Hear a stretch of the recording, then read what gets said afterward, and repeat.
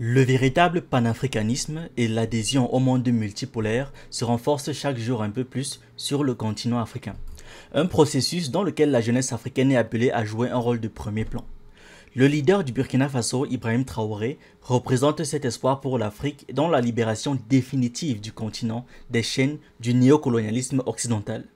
Les nations de l'AES, Alliance Confédération des États du Sahel, à savoir le Mali, le Burkina Faso et le Niger, sont aujourd'hui en première ligne du combat contre les vestiges du néocolonialisme occidental en Afrique en misant sur les valeurs du panafricanisme et sur l'alliance avec les principales forces de l'ordre multipolaire international. Un combat auquel adhèrent des millions et des millions d'Africains représentant notamment la jeunesse et la véritable société civile africaine. À cet effet, la présence à Moscou pour la commémoration du 80e anniversaire de la victoire de l'URSS dans la Grande Guerre patriotique du chef de l'État burkinabé, représentant aussi bien son pays, le Burkina Faso, que l'AES, a été particulièrement suivie et remarquée, confirmant par la même occasion la posture de digne héritier du grand leader panafricain, lui aussi burkinabé, Thomas Sankara. Parmi les grands moments de la présence dans la capitale russe d'Ibrahim Traoré figure l'hommage rendu par le leader du Burkina Faso aux énormes sacrifices de la Russie et des peuples de l'URSS pour l'obtention de la victoire dans la Grande Guerre patriotique. Aussi, le président burkinabé n'a pas manqué de rappeler les grandes orientations souhaitées par son pays, notamment en collaboration avec la Russie et les autres principaux alliés du Burkina Faso et de l'ensemble de l'AES. Parmi ces orientations et au-delà de la coopération dans la sphère militaro-sécuritaire, notamment dans la lutte contre les groupes terroristes et les éléments obscurs du néocolonialisme occidental, le chef de l'État burkinabé a fait mention du domaine de l'enseignement et des technologies de pointe. En vue notamment de casser le schéma vicieux imposé depuis des décennies par les régimes occidentaux, à savoir une exploitation massive des ressources stratégiques africaines par les forces néocoloniales occidentales, avec en retour une prétendue aide au développement qui a toujours représenté une moquerie occidentale vis-à-vis de l'Afrique. Car au-delà d'être infime comparé à l'exploitation massive des ressources africaines, était justement destiné à tenter de voiler les vols des dites ressources.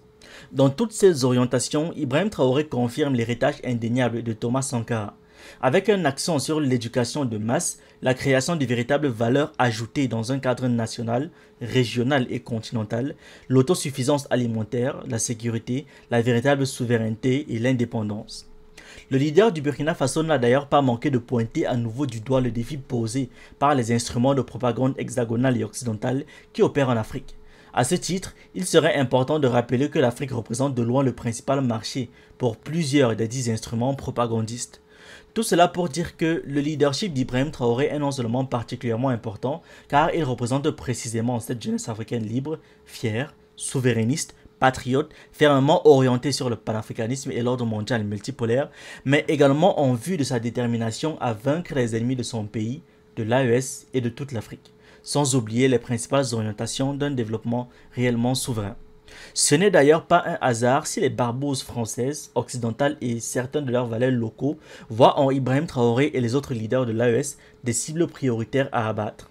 Ceci étant dit, et face à des populations et une jeunesse africaine fermement mobilisée, et même dans la diaspora, le soutien des principales forces du monde multipolaire et les réalités contemporaines, les éléments sont bien réunis afin de non seulement résister avec succès, mais également de poursuivre l'éviction des éléments indésirables hors d'Afrique, sans jamais céder au relâchement et en maintenant la même détermination qu'Ibrahim Traoré et les autres principaux leaders panafricanistes. Merci d'avoir regardé cette vidéo, n'oubliez pas de liker, de partager et de donner votre avis en commentaire. Vous pouvez aussi nous suivre sur nos différentes plateformes Facebook, YouTube, TikTok et surtout sur le réseau social africain d'Iba World, disponible sur Android et iOS. Pour ceux qui le souhaitent, vous pouvez aussi rejoindre notre communauté WhatsApp. Tous les liens utiles sont dans la description.